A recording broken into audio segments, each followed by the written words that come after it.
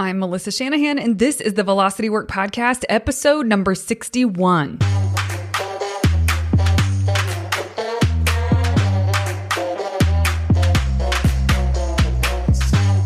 This podcast is for attorneys who are running their own firms. We explore tactics, tools, and stories related to pushing past simply lawyering well and into building a successful firm. Working in your firm and working on your business are two very different things. This podcast focuses on the latter. Hi, friends. Welcome to this week's episode. How is it where you are? How are you? I am so good. I, first of all, love this weather. We are turning into fall, and I'm just loving it. So now, instead of being super hot, which it has been very hot this summer, now it's like crisp in the morning and kind of chilly at night. And the middle of the day is like 75 and sunny and no clouds in the sky. Come on. It doesn't get much better than that. I love it. Kristen, on the other hand, who works for me, many of you have communicated with her. She hates the cold weather. So as it's turning, she's getting more and more sour about the weather, and I'm getting more and more excited. So I like to give her a hard time. And I'll tell you why else I'm doing so well. I had a moment this week that I was telling my husband one night, I can't believe how much I love my work right now. I'm just floored by it. So I'm sure you guys can relate. There's probably been times for you where you've put so much work in and you can see you're kind of riding the wave of all the effort and all the work that you've put in. It's a great feeling. It doesn't mean I'm taking my foot off the gas in terms of effort. I'm still going to show up and still work really hard for the people that I'm engaged with through Velocity Work.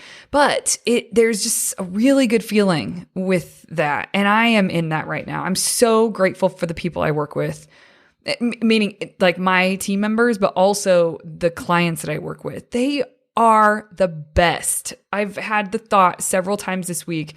We are so lucky to work with the clients that we work with, not just private clients, the sprinters, people who are in the mastery group membership, like everybody is, I just enjoy everyone that is engaged with Velocity Work right now. I just could not be more pleased and excited and grateful. So that's where I am, man. I tell you what, you can't kick me off my cloud this week. So that's been pretty fun. Okay, you all ready to go with this week's material? Let's dig in. I got together a few things that the participants of the October sprint, so people who just started this sprint, they had some really good lessons learned this week. And I wanted to share some of those with you because I know that it's going to resonate. Why do I know it's going to resonate? Because these are attorneys running their own firms that are doing the work that, if you're listening to this podcast, that's the kind of work they do. They are deeply plugged into it. And as they do the work and as there's accountability for the work that they're doing, they are gaining insights that they can carry with them from here on. So I wanted to share some of those insights with you. There's two people that had insights about emotion and how it plays into their work or how it shouldn't play into their work. So we'll talk about that. There's one on delegation that I wanted to share with you, one on calendaring that I wanted to share with you. And then there's a tip that I have that, I offered inside of one of the daily accountability calls. I'm going to offer it here too, because probably many people would appreciate it and maybe be able to run with it. So let's start with the emotion, pulling up the spreadsheet here because we keep their lessons learned in a spreadsheet. So there's two. One person as it relates to emotion, one of their lessons was take emotion out of the work so that I can honor my existing time commitments. And then the other one was simply take emotion out of execution. And I loved this, and it brought a really good discussion to the group because emotion is part of the human experience. Our feeling states drive the kind of action we take and the kind of results we get ourselves. Now, what's crazy about that, and what I mean by that is in its most simplest form, if you're feeling crappy, frustrated or down, on the crappy end of the scale, the action you take is going to be kind of crappy kind of action, and you're not going to produce the kind of results you probably would ultimately like. Now, on the other end of the spectrum, if your feeling state is productive, motivated, useful, like more on the positive end of things, when you're working, we're focusing on work right now, right? There's a bunch of different useful kinds of feeling states for different areas of life. When we're talking about work, feeling a useful feeling state produces, like, you take great action from that feeling state, and then which produces better results. So a better feeling state might be motivated, a feeling of purpose, or feeling productive, feeling energized. Those kinds of things are very useful when it comes to being in alignment with the things that you say you want. Now, so that's one thing to acknowledge. And what they are referencing is that when they sit down to do the work, what they're referencing is this thing that happens to humans when you sit down to work, is that you never feel like doing the thing that you said you were going to do. So when you sit down, it's an uncomfortable feeling to not go have a snack, go to the bathroom, Google search something that feels really important that you've forgotten about for 4 weeks until right this second, or make a phone call, make a doctor appointment. There's all these things that will feel like you should go do, right? And if you do that, you would get a sense of relief from the discomfort that you're sitting in with the thing that's in front of you that you're supposed to do and you don't want to do. So emotion plays into our day-to-day, moment-to-moment, way more than people understand or have an awareness to. And the more you can wake up to that and start to use emotion for yourself, and for it to up your game, or to be most productive or be in alignment with really what you want, then you can really do something. So there's a couple things to look at with this. When both of them said, take emotion out of the work, that's the gist of what they said. And I do think there's value to that, because you just need to do the thing that's in front of you, right? So when you feel like going to do something different, or you feel the discomfort, you just put your head down and do it anyway.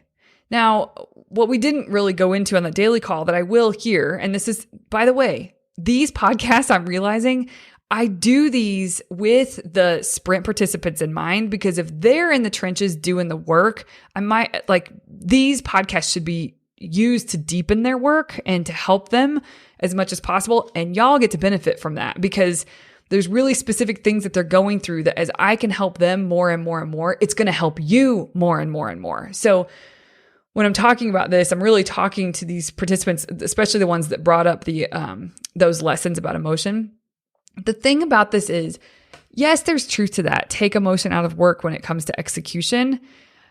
But also, I would be dropping the ball a bit as a coach if I didn't ask you to recognize that emotion is a part of it, and experiencing the discomfort and then doing the thing in front of you that you're supposed to do anyway is a better, more sustainable way of sort of strengthening that muscle of getting things done even when you don't feel like it. Because what can happen very easily is if, you cut out the emotion entirely, then you are using willpower to sort of drive through something. Like, you're sort of ignoring an uncomfortable feeling state and driving forward. Now, that gets a lot done. So don't get me wrong. And, as we're practicing this, it's really about honing into experience. When am I using willpower, and when am I really stepping into being able to handle some great discomfort and move forward anyway? Like, allow the uncomfortable or like resistance to be there, sort of let it run its course in your body. Cause that's, by the way, emotions and feelings, they don't exist in your head. They exist. It's like they're sensations. It's discomfort in your body. And so when you want to flee that, the better thing to do is sit with it. And it doesn't take very long. Like, just sit with it and take a breath and really allow it to be there, like allow it to run its course, and then do the thing anyway. Right? So it's just interesting to think about. Yes, I do see the value in like cutting out emotion, like do the thing you said you were going to do, period. But when you really think about sustainably building your capacity for getting big things done when you don't feel like it, willpower will run out. And when you develop your capacity to experience discomfort, that never runs out. That never runs out. So you might hear people sometimes say, somebody used to say to me all the time, the worst thing that can happen is a feeling. It took me a while to wrap my head around that. But the worst thing that can happen with whatever you're doing is an uncomfortable emotion. So don't flee it, experience it, and move forward anyway. And the more you can handle that discomfort and the more you practice that, you get bigger and bigger and bigger and bigger results because you are willing to feel more and more and more and more discomfort. So that's my one thing there that I would say. Now, on the topic of emotion, and we did talk about this in the daily accountability call, there is an acknowledgement here that I want each of you to have for yourself that emotion is a part of the human experience. And when you can recognize that you create your feeling states, something else outside of you does not make you feel a certain way. It's your perspective about the thing outside of you that makes you feel a certain way. When you can tune into that, you're taking control where you have control. So for instance, if there's a case you don't want to work on, like you keep putting it off, it's like procrastination nation with this thing, then asking yourself, like, first of all, which someone so brilliantly, one of the participants so brilliantly said in the groups this week, name the emotion that you're experiencing. Like, get it out of your way. Don't just spin with it, right? So name the emotion. And so if it's dread, if it's, you feel fed up, like emotions should be one word typically. So whatever you are feeling, name it. And then when you name it, it kind of allows you to have, it sort of objectifies it a little bit more. And then you can ask yourself, this is the second thing. So name the emotion and then ask yourself, what am I thinking that's producing that feeling state?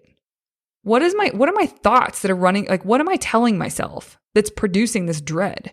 Because it isn't your client. Your client is not producing a feeling state of dread inside of you. That's not how this works. You create your own feeling states. So asking yourself, what am I telling myself that's creating this feeling state? And then you can start to see where your power lies. Then it's like, okay, well, I'm actually choosing to think, even though it's unconscious, like I'm choosing to think that this client sucks the life out of me. That's like a dominant thought about this matter, about this case. Okay, well, yeah, when you think that, what feeling state does that produce? Now, what else? This is where your point of power is, right? Like, what else could you think that would produce a more productive feeling state? This isn't about feeling excited and happy and pumped about your client. This is about producing a feeling state that's going to get you to work and much more easily without so much resistance. So maybe the feeling state that you're shooting for would be energized. Maybe this feeling state that you're shooting for is productive. Maybe it's motivated. I don't know, but you will know in that moment. Like, name what you want to be feeling working on this case. And then you can say, okay, what do I need to think? What do I need to tell myself to feel energized right now, to feel productive right now? And so maybe that's something, I don't have any of this written down, so I'm totally going off the cuff here, but maybe instead of saying this client sucks the life out of me, it could be like, I'm the perfect person to deliver what this client needs. Let's go. That's it. Like, it could just be that subtle. And it doesn't mean that you feel like ecstatic about working on it. That's not the goal. The goal is to create as much flow as possible to get you into that the path of least resistance, so that from the feeling state you're in, you take good quality kinds of action without delay and you get the results as quickly as possible. All right. So it's really it comes down to what you're telling yourself or what's happening in your head, your perspective, the thoughts you're thinking. Those are all different ways to say the same thing. So whatever resonates with you, you can use that. So the reason I'm talking about this is because it's important to understand that the emotions that you do feel and the feeling states that you do feel, you are in control of that. It doesn't always feel like that. And there's times I have a hard time with this, but I know that that's true. So it's like I'm on to myself whenever I am spinning in a certain like unproductive feeling state. It's like, okay, I think it's this thing outside of me, but it isn't. So what am I telling myself about it? By the way, you can use this in any area of life, not just work. It's just super helpful with work, but you can use this with your spouse. There's times if you're married, we have all had moments where it's like, what? You don't always see eye to eye with your significant other. So there's times where with my husband, who I love dearly and I think is brilliant, he is brilliant, but there's times he's saying something and I'm like, he doesn't understand what I'm talking about. He doesn't understand what I'm going through. And that produces a disconnected feeling state. And so then I have to see it that like I am producing the disconnection. I am producing that feeling state. I could think something instead like, look at him trying to help me. That is incredible. Some people would say, and walk away. He's trying to help. And I'm lucky for that. Like just that little difference totally changes how I behave in the moment, totally changes the results that I get with him in terms of connection. So you can use this anywhere in life. I'm just letting you know. It's a good thing to wake up to. Okay. That's enough about the emotion piece, but that is something super interesting that, this is what people are working on. And this is the thing they have to work on. If you, whoever, all of you need to work on this so that you get better and better and better. And it becomes more of a habit and a default to operate from a very productive feeling state and not to indulge in those moments where you don't feel like doing something. It's really practicing and trying it on to move forward anyway. Don't let the urge pull you away. So, the urge to go do something that's easier or feels more important in the moment. No, you do what you said you were going to do. You do what you planned. And that's what these guys are practicing. And that's what they're all in for. And they're doing such a good job. Okay. So that was the heaviest. That was the one I think I would talk the most about. So I started with that one. Now the next one was about delegation. Let me go to that. Participants' lessons. Okay, so this is what they said about delegation. Whenever you think that something can't be delegated, think again. If you have the right people around you, delegation is not a should, it's a must. I loved that. There's so many times we think we can't delegate. It needs to be us for whatever reason, but you can't. Think again. And there's very few things that only you should do. Now, it doesn't mean starting tomorrow you can get to that place where you're only doing the things that only you should do. But if you know that, you should make a list of the things that you should be the one doing, that you have to be the one to do. And then everything else that exists inside your firm, you should find a way to delegate. And it doesn't mean you need to be in a hurry, but you need to recognize it and you need to start making a plan for how to create processes and create systems that someone could follow so that they meet the expectations that you have. But I loved that lesson for them because, and this participant in particular is really, really stepping up inside their firm. Like they have a team, they have associate attorneys, and they all work together they're a pretty tight family feel to the firm. And this participant is stepping up their game. They know that to take the firm to the next level, they have got to be the CEO. And just because they've been the leader and the visionary up to this point, that does not mean they've been acting as a CEO. And he's really pushing to transition himself into that from every aspect. And so this is one example when, there's so many things that we all tell ourselves we can't be delegated. Think again. Be honest about it. At least say the truth. If you're saying something can't be delegated, that's not true about most things. So be honest and say, I'm choosing not to delegate this. That's honest, because otherwise we'll just run these same things that we always say. I'm the one that has to do that. I'm the one that has to do that. No, you should say, I'm choosing to do this even though I can delegate it.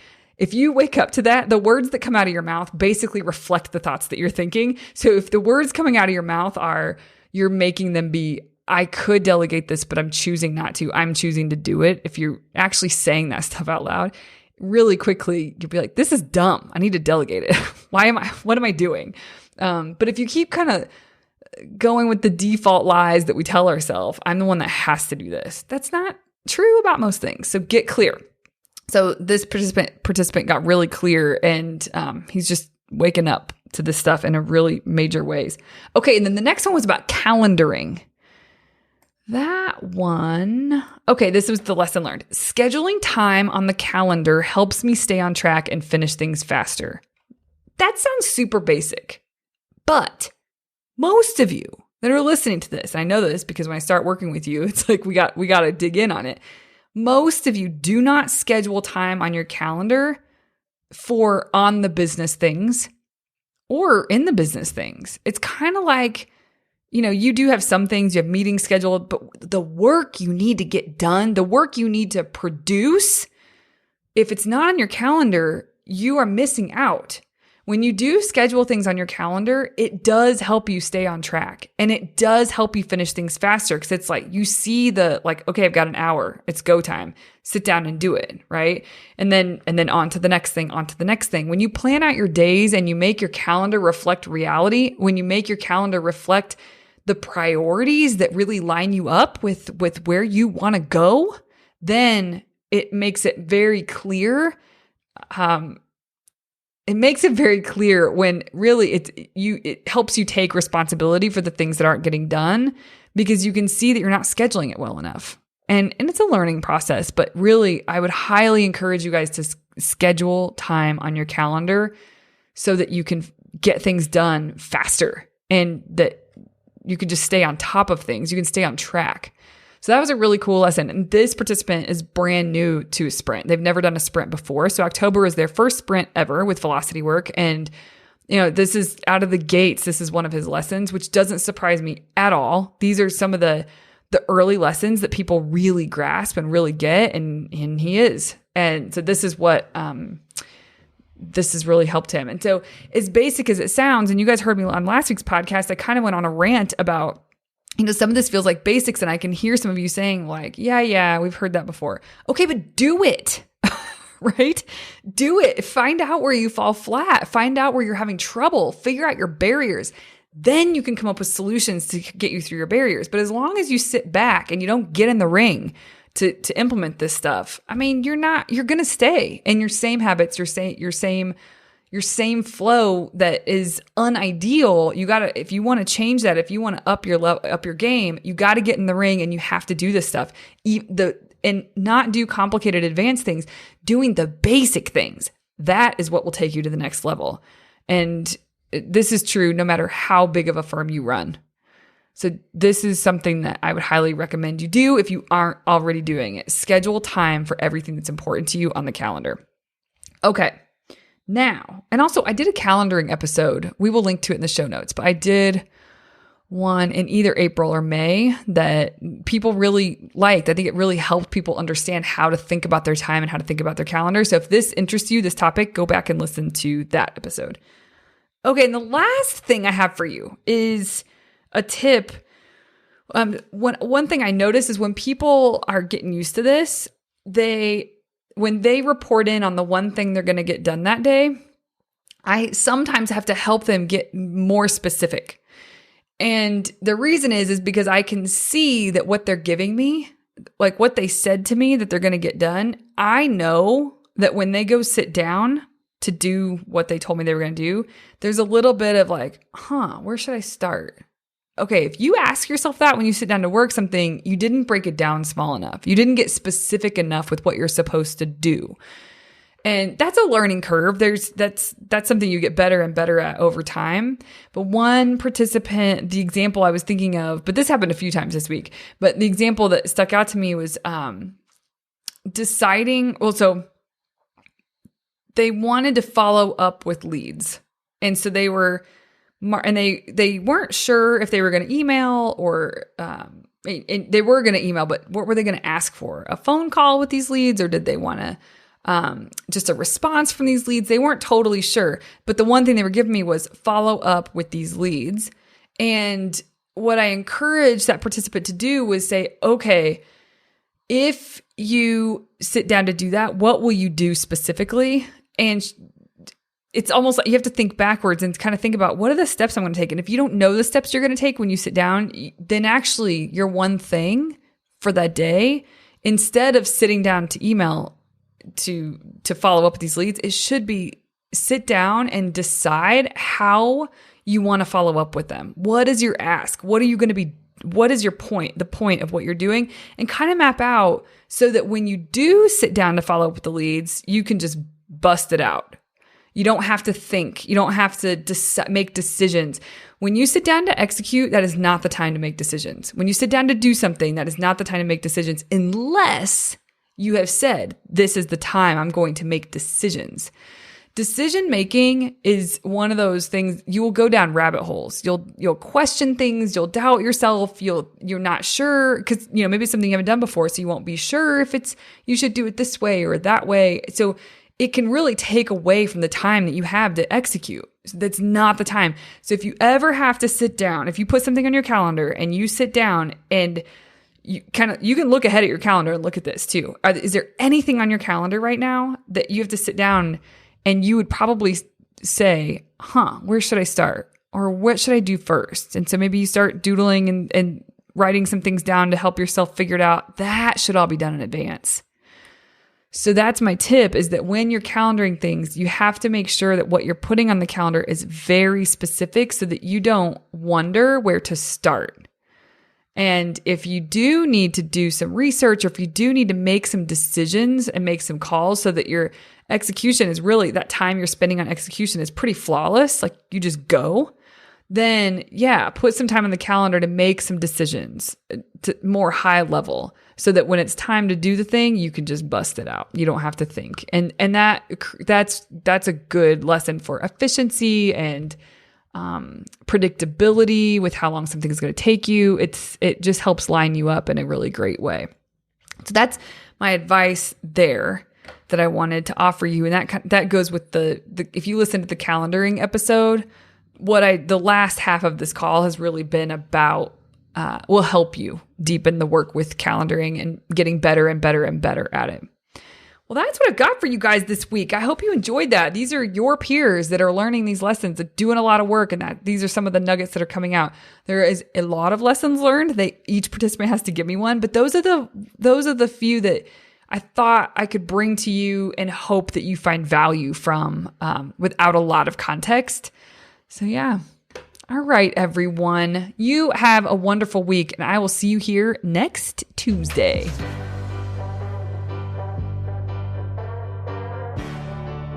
Hi guys, it's me again. Thank you so much for listening. If you like this podcast, you probably understand that growth requires results, not just staying active. If you want to learn how to build your days around getting results, I'll show you how in this zero fluff class that I teach. Go to velocitywork.com/results for registration information. I cannot wait to see you there.